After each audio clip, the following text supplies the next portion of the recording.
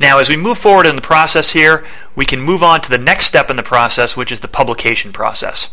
And as you can see here, we just simply quickly publish those 3 metrics by going through this simple process of clicking the button here, and we'll save the publication process. And basically what this is doing is creating the structure in the database based on the configurations that we just made and setting everything up for dashboard development.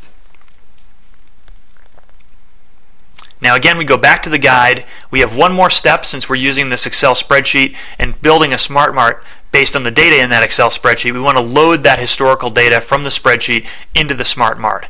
And we basically do this using this mechanism right here. We specify all of the dates that we need. We run the process here, and we've brought in the various records within that forecast spreadsheet. Using that data load process, those are now located in our smart mart, which is itself a SQL Server database. And now we can move right on to the dashboard development process. All the dashboard development takes place directly in a browser. So what we've done is we've popped up a browser, our dashboard development browser capability. We're logging in and authenticating. And in a couple seconds, we can just drag and drop to create the dashboard view that we want. Basically, you can resize and reframe things as you see fit here, or create a top header portion. And we're going to start with a line chart here that shows our revenue versus our forecast. We have a lot of different options for the look and feel here, but we'll keep things relatively simple here. We'll pick the metric that we want to use first, which is the order revenue metric.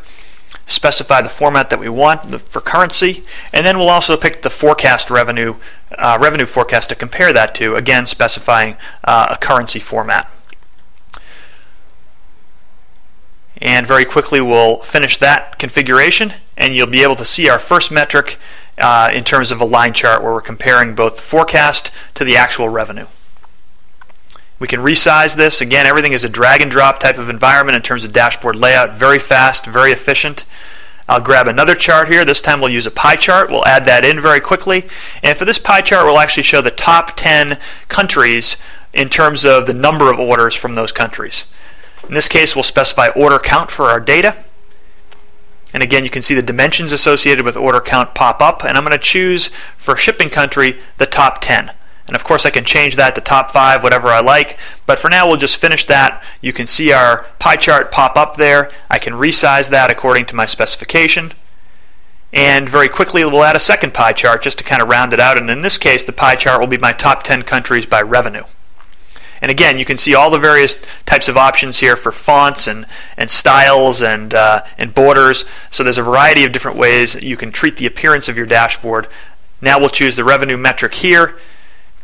And again, I can select from any dimension there and focus this particular representation on that dimension, whether it's city or country or employee. But for now, we'll just choose the top 10 countries. And we'll finish that particular pie chart. And there you can see it. We'll do a little quick resize here. So very quickly, you can see our first dashboard has already taken shape with great speed and great efficiency. Now we'll round that out a little bit here by adding an image. Of course, we can add our branding as we like. So we'll add in a quick image for our Urban Appetite logo. And as you can see here, basically what we're doing is we're dragging elements from the palette that you see at the top to the canvas, and then we have the opportunity, once we're on the canvas, to configure those as we see fit. Within the palette, you have a variety and an extensible list of different types of ways of visualizing information.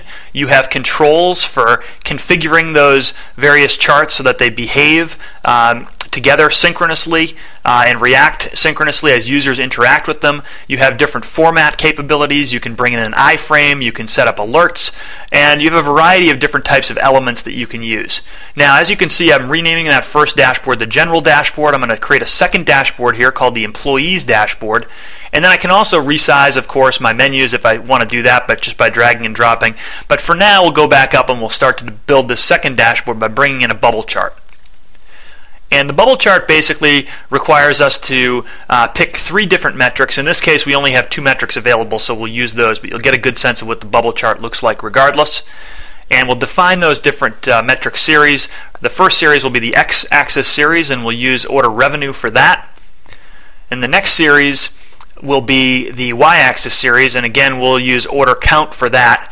And then finally, the size of the bubble will be determined by revenue as well in this particular example. Now, normally we might want to define the size as something else, like maybe cost of sales or something along those lines, to give us a picture of 3 different dimensional elements. But for now, since we're moving quickly here, we only defined 2 different metrics which are really going to be usable in this context. So we'll finish our bubble chart.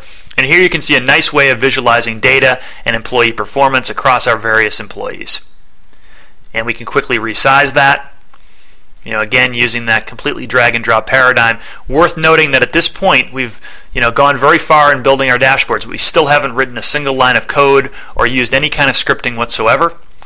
Now we'll drop in a grid as well. Maybe we want to be able to display data in sort of a numerical format as opposed to a visual format. So here we'll call this employee details. And we'll look at the various employees in terms of how they perform by count of orders as well as by revenue. And we'll do that on an employee by employee basis. Again, quickly specifying the currency option that we want to display the data in. Now we can set the drill downs. Now, one of the things about these numerical displays is that the drill down path is basically predefined. We're going to first slice it by employee, then by time, then by country, then by city. Within the graphical capabilities, you can set a predefined drill down, or alternatively, you can make it completely ad hoc. And if you don't specify anything, then it basically becomes an ad hoc drill down or an ad hoc dimensional analysis. We'll quickly resize the employee details chart that you see here, again, just by kind of moving things around. We'll do the resize there. And at this point, we're pretty much closing in on the completion of our dashboard development process and moving into the point now where we're ready to actually save and visualize the dashboard that we just created, which has taken about 13-14 minutes within the final mechanism that an actual user would see.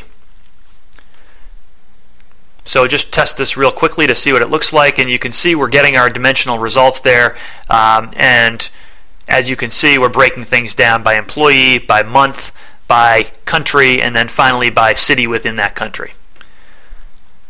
So let's go up here and we'll quickly save this dashboard.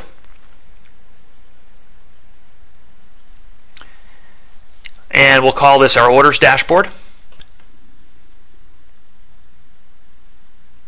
And once I've saved that dashboard, I can now open this dashboard up in the viewer, which is again going to be the end user experience that most employees are going to see when they bring up this dashboard.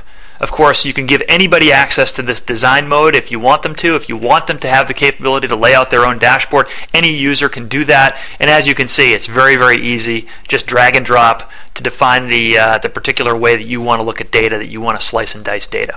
So here you can see the final dashboard as an end user would view it. If I scroll over these different elements, I can get the details behind each one.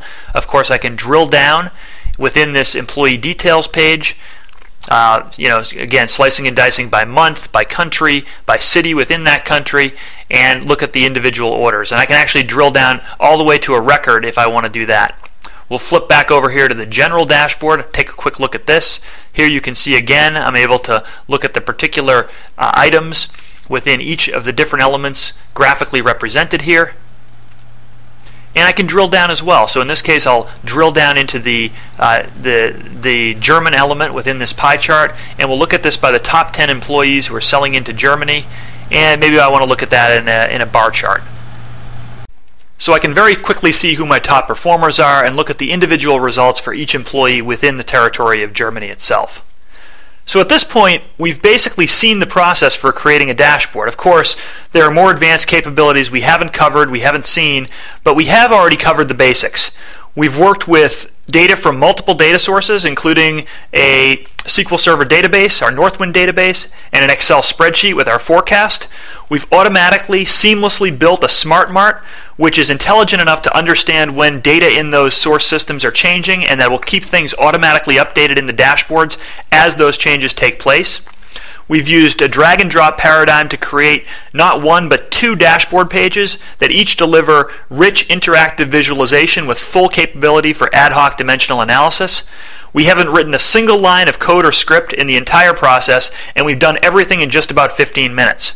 We're absolutely confident that this is the fastest, best, easiest way to get the business intelligence you need, but we don't want you to take our word for it. please check out and download our 30-day trial at altosoft.com and take a test drive for yourself. That's the best way to prove it out. That's the best way to really understand the speed, the power, and the efficiency of the Altosoft experience. Thank you.